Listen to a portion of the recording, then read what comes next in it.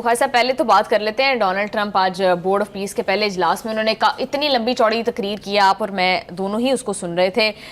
बहुत सारे एस्पेक्ट्स के ऊपर उन्होंने बात की। सबसे पहले तो उन्होंने पाक भारत जंग के हवाले से जो है वो बात की, और हर दफ़ा वो नए तैयारे गिरा देते हैं और हर दफ़ा वो नंबर जो है वो ऊपर नीचे करते रहते हैं, और फिर पाकिस्तान की खासी तारीफ भी की है उन्होंने।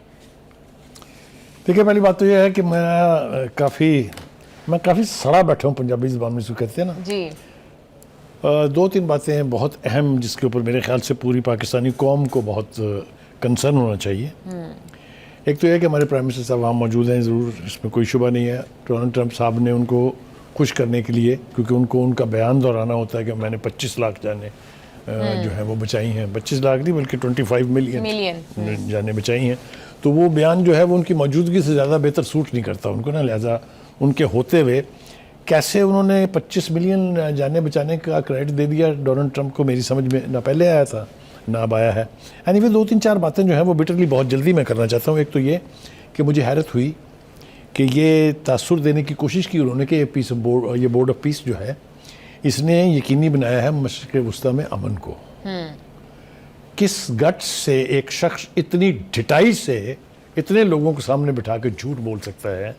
ये अमन है जानों की कुर्बानी दी गई हो, ये अमन है जहां पर 2 लाख लोगों को अपाहज बना दिया हो, ये अमन है जहां पर एक पूरे के पूरे खित्ते को जो है वो ज़मीन बोस करके कब्रिस्तान बना दिया गया हो, ये अमन है जहां पर उनके लिए दवाइयों का, उनके लिए हॉस्पिटल का, उनके लिए रोज़े रखने का, उनके लिए नमाज पढ़ने की गुंजाइश मौजूद ना हो, उसको आप अमन कहते हैं?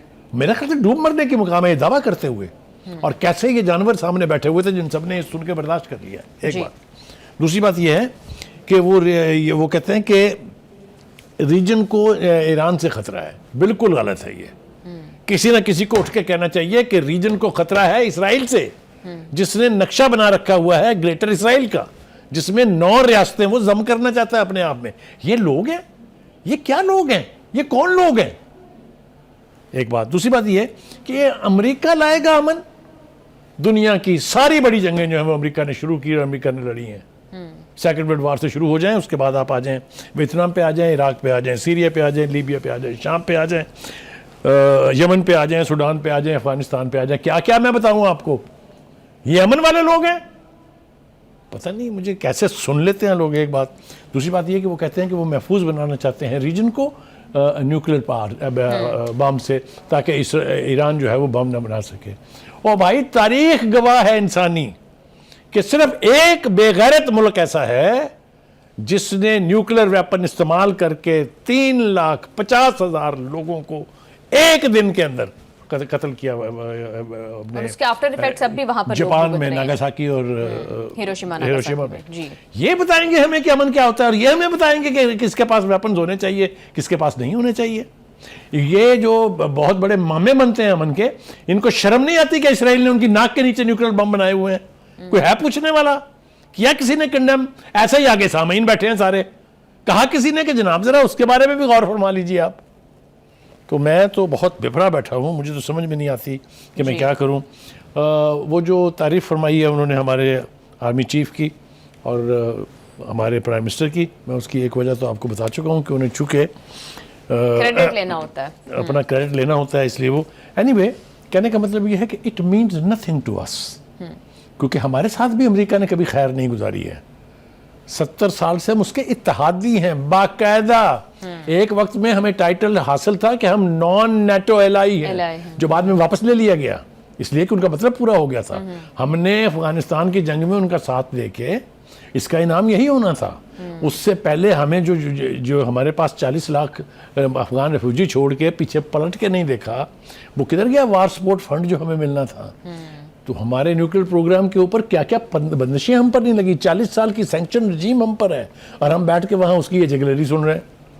तो एनीवे, ये कहते हैं ना कि बाज़ औक़ात कौमों की लीडरशिप जो है उनकी कुछ मजबूरियाँ होती हैं, शायद उन मजबूरियों के तहत। और एक सबसे अहम बात जो है, आज तो मुझे उसका सबूत मिल गया है बिल्कुल कि ये मौसूफ अपनी तरफ से एक पैरेलल यूनाइटेड नेशंस बना के बैठे हुए हैं। ये मैं क्यों कह रहा हूँ?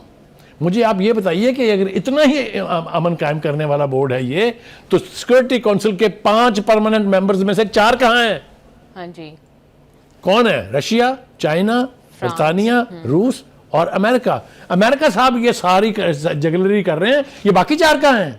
नहीं आए, वो नहीं माना उन्होंने बहुत पीस ऑफ बोर्ड को, बिकॉज दे नो कि ये साजिश कर रहा है, ये गिमिक्स कर रहा है टू क्रिएट ए पैरेलल, क्योंकि यूनाइटेड नेशन में अब इसकी दाल नहीं गलती है। फिर वो ये भी कहते हैं कि यूनाइटेड नेशंस अपने पूरे पोटेंशियल पे पूरा नहीं उतर रहा अभी तक। देखिए उसकी वजह कौन है? उसकी भी रीजन यही है, उसकी रीजन भी यही है, क्योंकि हर एक रेजोल्यूशन को जो थी उसको वीटो कर देते हैं। आप इसी इसराइल के बारे में, जो इंसानी जानों से खिलवाड़ हुआ, जो वहां पर नस्ल कशी एक तवील अरसे तक जारी रही, किसने 6 रेजोल्यूशन को वीटो किया? इन्होंने। चूंकि इसके बावजूद वहां से रेजोल्यूशन पास होती हैं और जो अमेरिका उसके हक में लाता है उसको चाइना और रशिया वीटो कर देते हैं, इसलिए उनका ख्याल ये है कि एक पैरेलल बॉडी होनी चाहिए जहां मैं अपनी मर्जी से खेलूंगा। एनीवे, ये बहुत खौफनाक साजिश है।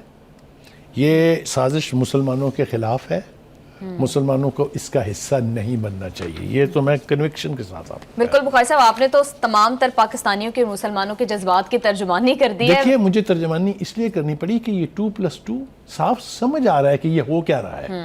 आप देखिए गजा को वो रिहा कर, यानी आजाद करवाने जा रहे हैं।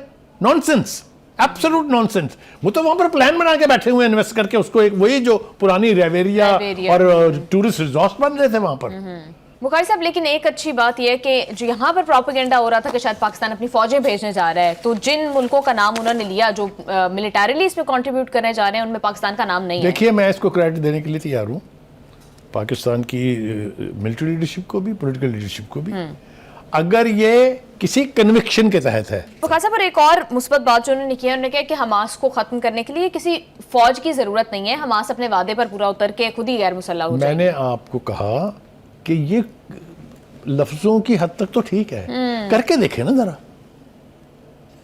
जी। समझ रही ना आप मैं क्या कह रहा हूँ? बिल्कुल। और बुखारी साहब, जो वो ये बात कर रहे हैं कि ईरान, अभी जो आपने भी बात की कि मशरिक वस्ता के पीस के दरमियान 2 ही रुकावटें, एक तो उन्होंने बता दी कि ये सारी सिचुएशन, दूसरा वो कहते हैं कि ईरान के पास किसी सूरत न्यूक्लियर बॉम्ब नहीं हो सकते, न्यूक्लियर वेपन्स नहीं हो सकते, ईरान हमारे साथ मिलकर चलेगा तो बहुत अच्छा होगा, नहीं चलेगा तो भी ओके। देखिए ये भी, इसमें भी जगलरी ऑफ वर्ड्स है। तयशुदा बात यह है कि इन्होंने एक ऐसे मुल्क की न्यूक्लियर इंस्टॉलेशन पर हमला किया which was subject of international atomic energy agency जी, जिसकी इंस्पेक्शंस 3 मरतबा हो चुकी थी। This is against the norm, this is against the international law, this is against the UN charter. मतलब आप जो मर्जी करें वो ठीक है, आप उसे अपनी नाजायज औलाद की प्रोटेक्शन में मुसलमानों का खून माए वो ठीक है। ये क्या बात है? मैं तो कह रहा हूँ, अल्लाह से मेरी दुआ है ये कि हमारे मुसलमान ममालिक की गैरत कभी तो जागे, कभी तो जागे। क्योंकि मैं उनको ये बताना चाहता हूँ, बावर कराना चाहता हूँ, it's not Gaza, it is not even Lebanon, it's Islamophobia, it is all of them. yes, they will all suffer, their governments will go, their sheikhdom will finish, their kingdoms will finish, अगर ये इन्होंने इसका साथ दिया Trump का, to protect Israel and to destroy Iran ji. अब आ जाए ज़मीनी हक़ाइक़ के ऊपर भी थोड़ी सी बात कर लीजिए। देखिए जी, अमेरिकी मीडिया जो है वो वाज़ेह तौर पे इशारे कर रहा है कि ट्रंप जो है उसने भी फैसला नहीं किया है, लेकिन तैयारी साड़ी मुकम्मल है। ट्रंप भी कह रहे हैं 10 दिन के अंदर अंदर कोई ना कोई जो है नतीजा, वो कोई 10 दिन कह रहा है, कोई कह रहा है चंद हफ्ते हैं ईरान के पास, वो उसमें तय कर ले। मैंने कहा है ना आपसे, असल में बात यह है कि ट्रंप साहब ये सोच रहे हैं अब, या उनको ये सोचने पर मजबूर किया गया है कि हमला तो आप कर लेंगे, लेकिन उसके आफ्टरमैथ कौन संभालेगा? पहली बात तो यह कि ईरान ने कह दिया है कि if we are attack then nobody is our friend. मेरे ख्याल से it is the right approach.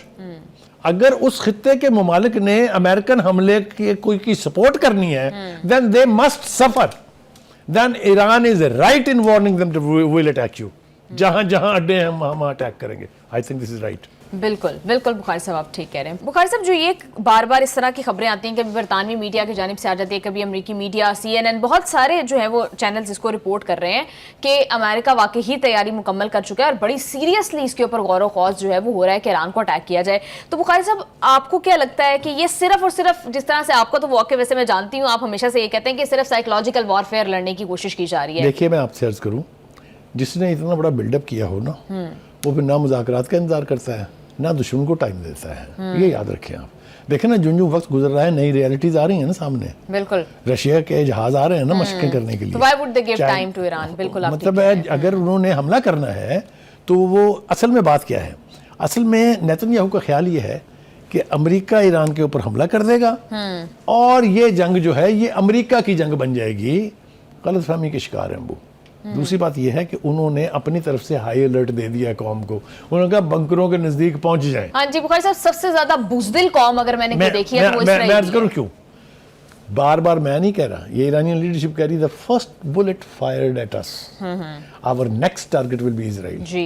और मैं आपको ये बताऊं कि पिछली जंग में जून में जो मजा इजराइल ने, जो मजा अमेरिका ने सीखा है या जो मजा लिया है, वो खौफ से उनकी, मैं इससे आगे जाना नहीं चाहता, हाँ जी। वो खौफ जो है वो लर्जा तारी है इनके ऊपर कि ईरान ने अगर अपनी पूरी कुव्वत के साथ, अपने पूरे मिसाइल सिस्टम्स के साथ अटैक किया तो ये जो बैरी बेड़े हैं इनका क्या बनेगा और इसराइल का क्या बनेगा, ये सोच है जो उनको रोके हुए है। लेकिन बुखारी साहब, मुज़ाकरात के लिए भी तो अमेरिका से जीता दिखाई नहीं देता, क्योंकि बात अगर जिस तरह आज डोनाल्ड ट्रंप कह रहे हैं कि ईरान के पास न्यूक्लियर वेपन ना हो, तो ईरानी सदर क्लियरली कह चुके हैं कि हम किसी भी बॉडी के थ्रू इंस्पेक्शन करवाने के लिए तैयार हैं कि हम कोई न्यूक्लियर वेपन नहीं बना रहे। तो फिर तो यहाँ पर मामला सेटल डाउन हो जाना चाहिए। जब मैंने कोई बात सिर्फ जवाब घड़ने की खातिर कहनी हो तो फिर मैं आपकी ये बात क्यों मानूंगा, मैं क्यों तस्दीक कराऊंगा? किसको नहीं पता जब ईरानियन नेशन ये कहे कि हमारे रहबरे इनकलाब का ये फतवा है कि हमें न्यूक्लियर बम नहीं बनाना है।